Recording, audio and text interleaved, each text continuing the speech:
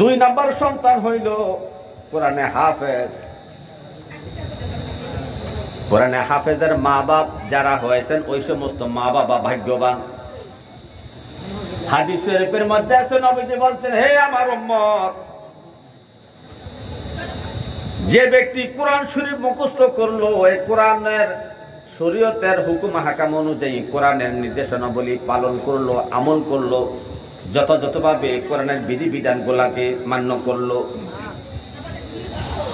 এই মান্য করে যদি এই ব্যক্তিরা দুনিয়া থেকে বিদায় নিতে পারে, এই কোরআনে হাফেজকে হাসরের মাঠে তার ফ্যামিলির, তার পরিবারের 10টা মানুষ যারা জাহান্নামী বলে আল্লাহর কাছে গৃহীত হয়েছেন, যাদের সিদ্ধান্ত হয়েছে তারা জাহান্নামে যাবে,